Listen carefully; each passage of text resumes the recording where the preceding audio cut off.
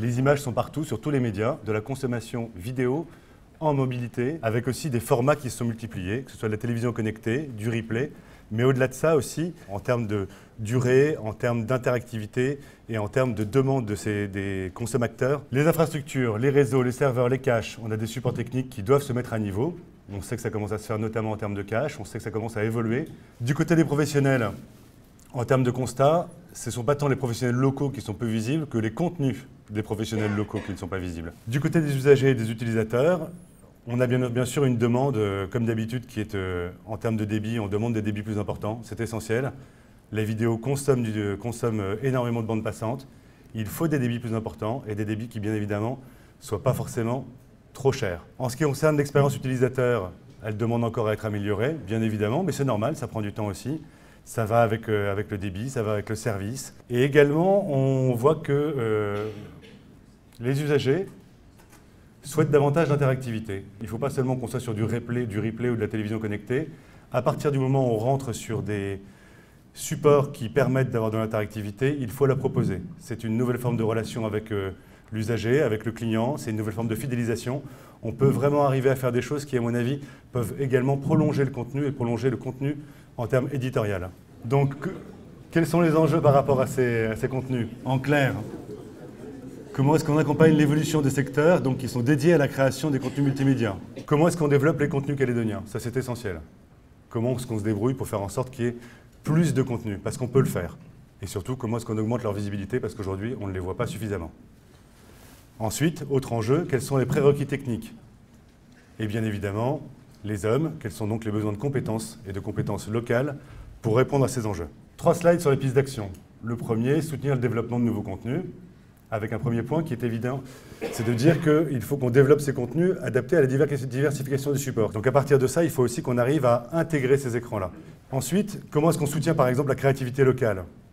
Bien évidemment, le fonds de soutien, on y revient. Ça fait 3 ans et demi qu'on parle d'un fonds de soutien. Aujourd'hui, on ne le voit toujours pas. Je sais qu'il a été acté par le gouvernement.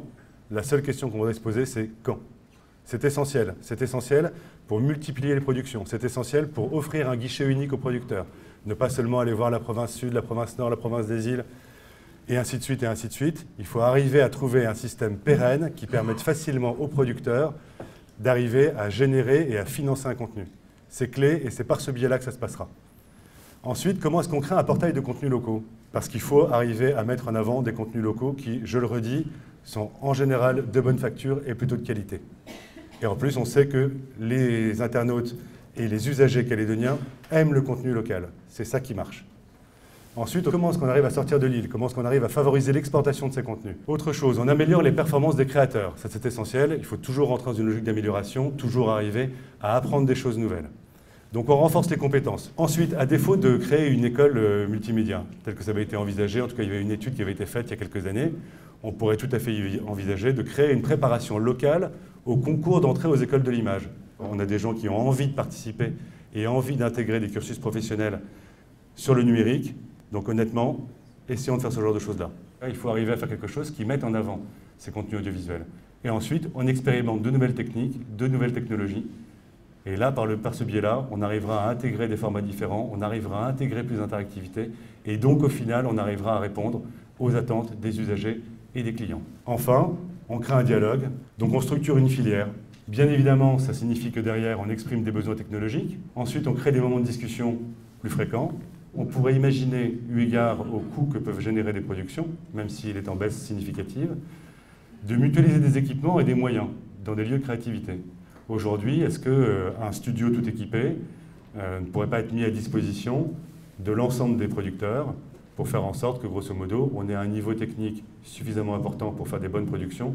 Et au-delà de ça, je pense que ça pourrait permettre à des producteurs qui, je vous le dis, sont en général très indépendants, à se rapprocher et en tout cas à se fédérer autour de quelque chose de commun. Les producteurs de contenu doivent aussi arriver à faire en sorte qu'ils se structurent pour créer une véritable filière.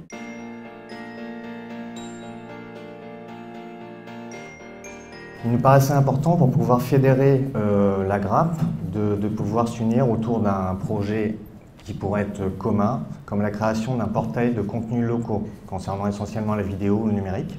Ensuite, nous allons structurer la filière des créateurs et diffuseurs multimédia, soutenir les créativités locales, créer une préparation locale au concours d'entrée aux écoles de l'image, mutualiser les équipements et les moyens entre les professionnels dans de nouveaux lieux de créativité, mutualiser nos compétences et revaloriser les contenus locaux.